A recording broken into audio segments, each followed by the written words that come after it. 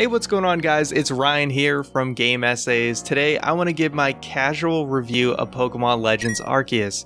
I've completed the game now. I've gone through the main story at least. There's still a lot more I want to do in the game, but overall, I am just loving it, and I wanted to give my take now that I've at least played through the main story. Overall, I love the game. The deeper I've gotten into it, the more I've found myself enjoying it, and I actually believe for a Pokemon game, main series, I don't know if this is main series or not, whatever. As far as a single player experience, this is the most fun that I have had with a Pokemon game across any game. Now, I'm sure as a kid playing Red and Blue with my friends and everyone's super into it, Pokemon was taking over the world. I'm sure it was a more magical time. But as far as just sitting down and playing a game, I feel like the actual gameplay of this game is more fun than any other Pokemon game. And this is the type of Pokemon game that I have been wanting for a long time, and it's not without its flaws, but I think for the most part, this game really does deliver. The first thing I want to talk about is the story. Now, the story itself, I think, is pretty good, and I would say it's above average for a Pokemon game. Now, compared to something like The Last of Us or whatever, or Mass Effect, it's not going to be anywhere near that. But for a Pokemon game, this is definitely the best story since Black and White. But again, the bar for Pokemon stories, I think, is pretty low. It's usually a very light, fluffy story with not too much going on. Obviously, Black and White was an exception, and this game does have some serious tones to it as well.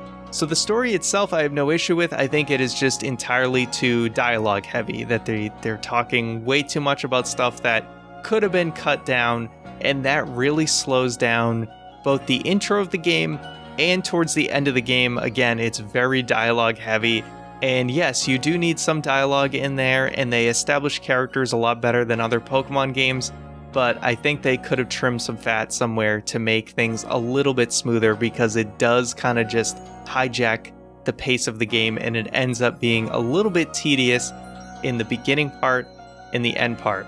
Post-game, so far from what I played, is also pretty enjoyable, and the story post-game it's nice that it picks up right where the end of the game obviously left off, but it doesn't feel like they're cutting corners or it's half-baked or something like that. It does feel like they gave enough tension to the post-game that it feels like the story is continuing to go even after the credits rolled. So I like that a lot. I still have a lot to go with the post-game stuff, but I've done a decent amount of it to know that it's actually pretty good and pretty surprising, and I really hope that eventually we do get DLC for this game.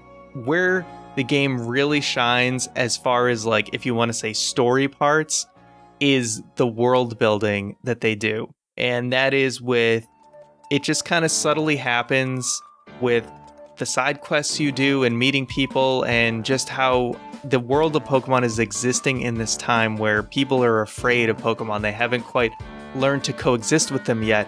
And through a lot of the side quests and stuff you're doing in this game, you are slowly integrating Pokemon into the world, into Jubilife Village, where is your main hub, and getting people to understand Pokemon and their evolutions. It's so much fun to do the side quests and to see people be surprised when their Wurmple doesn't evolve into what they expect it to, but it's stuff that we know as Pokemon fans, and it's just very amusing to see all these characters unsure about Pokemon, and, you know, one person thinks they see that this ghost, this will-o'-the-wisp, but it turns out it was just a Chimchar with his tail waving in a tree, and it's very cute and fun to discover all these little mini stories that are happening. And that is the highlight of any story aspect, is you educating the masses in Jubilife, in Hisui, about Pokemon, because your character is someone that came from the future and kind of went through this time rift. So it's like we have that knowledge as a player. So I think the player character fits very well with you, the player. The character you play as, and you, like, it's a good avatar that you're playing through, because it's not like your character that you're playing at in the game was born in that time. So when we have the knowledge and the player character didn't, there would be kind of a disconnect there. So I love that they had your character come through that time rift, because it really fits well and it helps you immerse yourself more into the Pokemon world. And I really didn't like see that coming, that was something I would be thinking about, but I love that. And there's so many callbacks for the hardcore Pokemon fans. Like, I missed a lot of these, that the characters that you see, you can basically surmise that they are the ancestor of a character that we meet later on. Like, there's clearly characters that look like people from Team Galactic, like Mars, that you would run into in Diamond and Pearl and Platinum. And then there's other characters, maybe, later on, the Potato Mochi guy is basically an ancestor of Wally, which I didn't even think about, but someone pointed out on a live stream that I was watching, and it just kind of blew my mind. And then there's a character, Ingo, who also came through the time rift, and of course I didn't even realize that he is from the Black and White games. But even though I've played Black and White, even as a not hardcore Pokemon fan, but definitely a very dedicated Pokemon fan, it's still tough to remember every single like gym leader from every game you've played. And I mean, I played through Black and White twice, but I still like didn't remember him specifically. But so for people to really notice that, I think it's really cool. And I wish they did a little bit more with him, because again, that's another character from the future that kind of came through the rift. But I love those little things that are in there. So if you've played through all the other games, there's just nice little kind of nuggets of cool references and things like that for you to discover. And there's way more than I'm mentioning here. And I just love that, and that's just really fun. And they don't go too crazy with it, but I mean, there's a ton of characters that you can be like, oh, that's probably that character's ancestor. It's just a lot of fun, but it's not like totally in your face about it. Now, the gameplay is obviously the show stealer, and that is the catching of the Pokemon, and even a little bit of the battling, but I'll get into the battle system in a moment. But the loop of getting resources and catching Pokemon and filling out the Pokedex is so much fun. And even like the shiny hunting method with the mass outbreaks, I think is a lot of fun that I just haven't really dove into much yet, but I plan to a lot more as I'm trying to complete my Pokedex. I think it's a good way to do it. But the gameplay loop and the animal buddies that you ride on just make it very fun to traverse the world and catch Pokemon. And it's always a joy, even though it's like I've seen Empoleon 1,000 times in Brilliant Diamond or Pokemon Platinum or Pokemon Go, whatever. Still, it's really fun the first time you see like an alpha Pokemon, especially one of a evolved form, to just be subtly walking on the beach and all of a sudden you see an alpha Empoleon just chilling there. It's always a fun moment. Or discovering an Infernape or an Alakazam or seeing a Goodra. It's always a fun time. Every single time you see something new, there's a lot to discover even after you've thoroughly gone through a lot of the maps. There's always those little pockets that you're like, have I been there before?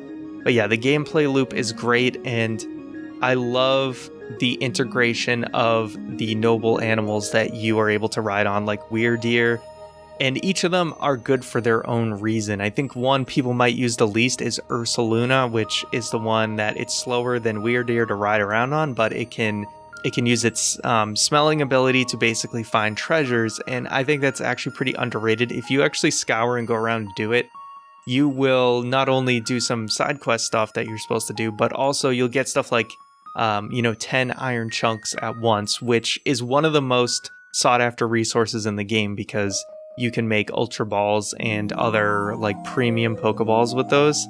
So even Ursaluna, which people might say they use the least, actually has some great uses. But then like Sneasler, I didn't expect I'd be able to climb in the game, and having Sneasler was awesome because it felt like you could just get through the map so much better. And then of course you get Hisui and Braviary, which I like that they didn't make it too good that you wouldn't use the other Pokemon. Hisui and Braviary can't like flap its wings all the way and fly like higher up. Basically you can use it, you will get some initial lift, but then you're just kind of descending downward from there. You're kind of gliding down. So you can't just use Braviary for the rest of the game and ignore the rest of the animals, or the Pokemon, whatever. So I think each one had its own role and it was done very well. Is there one that I'm forgetting? I'm pretty sure. Oh, Basculegion, of course. And Basculegion obviously makes sense that it's used in the water so you can swim around.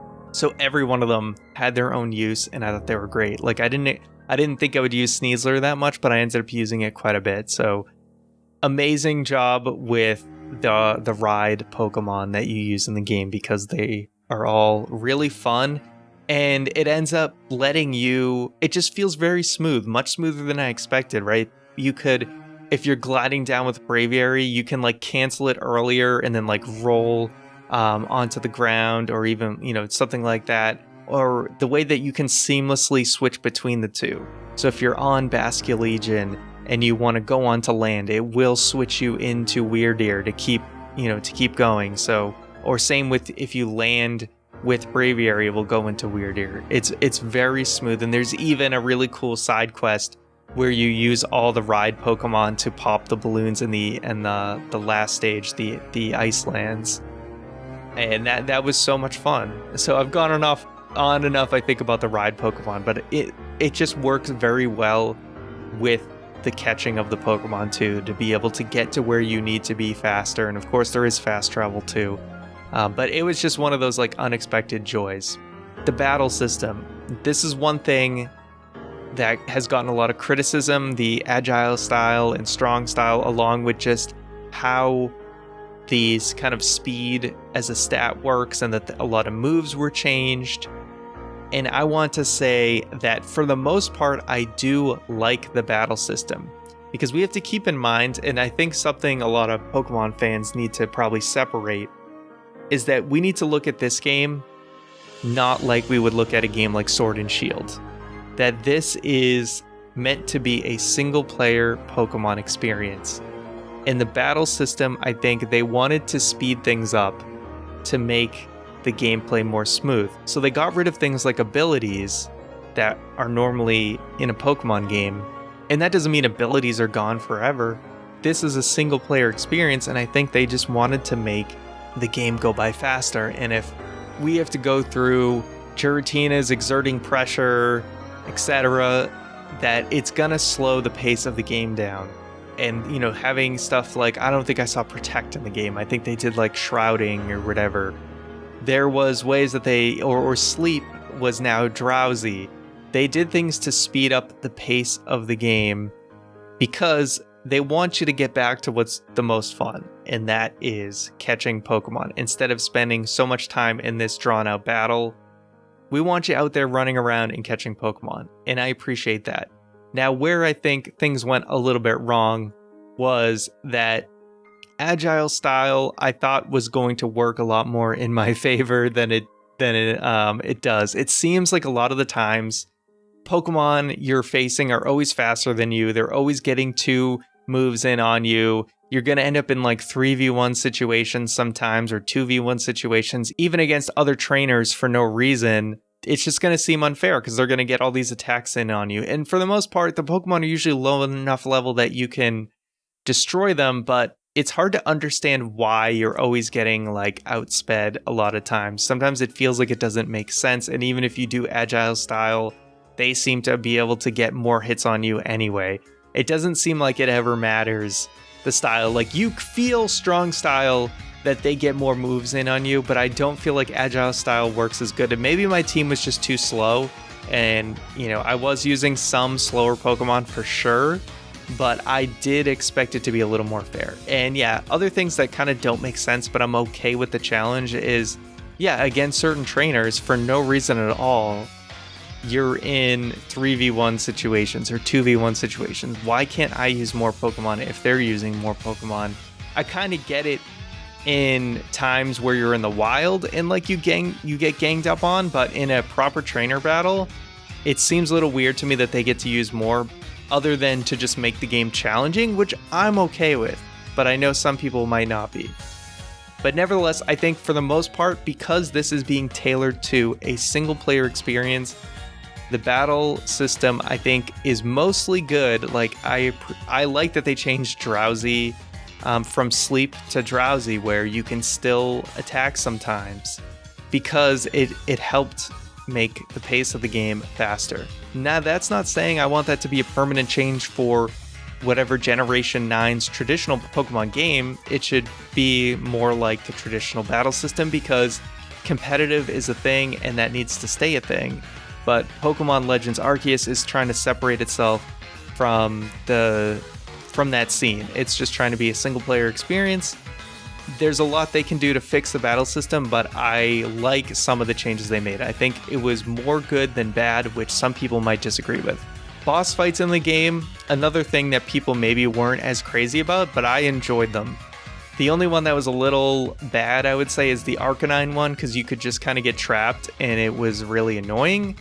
But I enjoyed all the other boss fights in the game. And the battles were surprisingly difficult in some cases. The Electrode, Avalugg, and the final fights were not exactly super easy. They weren't terribly hard, but some of them took me multiple tries. So it wasn't just like this cakewalk.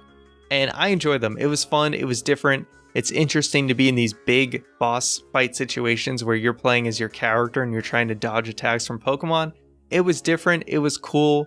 Could have been a little bit better, sure, but I really liked it and I have no problem with it, and I'd love to see that return. The Hisui Pokemon, that was fun to discover a bunch of them. I think my favorite Hisuian Pokemon is Ursaluna. It's really cool to see Ursaring get an evolution, but I also enjoyed that less loved Pokemon were getting some attention, like Quillfish and Basculin getting evolutions is really cool, because those are probably some of the least popular Pokemon out there. So I love that they're getting attention, and Basculegion's like a really cool Pokemon. Overquill is Quillfish's evolution, a Pokemon I never thought would see an evolution. So I love that kind of stuff, and I still have to get those evolutions in the game. I did get a Cleaver and obviously Ursaluna. So I've gotten some of those Pokemon in the game, but I still haven't evolved some of them because, yeah, some of the evolution techniques are a little bad, I will say. Like evolving to Weirdeer, it's not the most fun thing in the world. It takes a while. It's a little annoying. But hey, I like the new forms. And even the starter forms, I think for the most part are pretty cool. I just wish that Typhlosion's form, you could see the fire all the time, because when it doesn't have the fire, it looks pretty lame. So lastly, I just want to talk about what is the future of Pokemon now that we have Legends Arceus. What is the route that they're going to go? Are we going to see Generation 9, the sequel to Sword and Shield? Is it going to implement stuff from Legends Arceus? Or are we going to have very separate series? Are we going to have our Gen 9 game, Pokemon, whatever, Sword and Shield sequel? Is that just going to be more like Sword and Shield? And then we're going to have the Legends series continue. We have Pokemon Legends, Celebi, whatever. That seems like the route I honestly think they're going to go. I feel like they want to keep competitive Pokemon relatively the same, so they're definitely not going to stick with the battle system from Legends. I think we'll just see that Legends battle system continue in the Legends series. It seems like they immediately titled this game Pokemon Legends, Arceus, as a way to be like, we're going to have Pokemon Legends Celebi, Pokemon Legends Deoxys, whatever. They're going to keep going with that as a separate series. But I could also see that even though we're going to have two separate series, which is my prediction, not exactly, it's not fact yet, we don't know, I could see them implementing some of the elements from Legends into whatever the main series Gen 9 game will be. But I do think for the most part, we're not going to see the craziness like dive rolling and having Pokemon hurt you in the world. I don't see that happening for the regular main series game. I think they're going to stay separate. And if that's the case, I'm honestly going to be looking forward to the Arceus sequel or the Pokemon Legends sequel more so than the actual Generation 9 Pokemon game. Of course, I'm going to play the Generation 9 Pokemon game, but I think the Legends series is definitely more my style. It's a nice combination of action and that RPG Pokemon battling, and I think that's just a game that is more fun to me, honestly. So thank you guys so much for listening to my review. Let me know what you guys thought of Pokemon Legends Arceus. What do you want to see the future of Pokemon? Should these games be fused into one for Generation 9, or do you think they need to stay separate series? Let me know your thoughts on the game and that question I just asked. Thank you guys again, and I'll see you next time.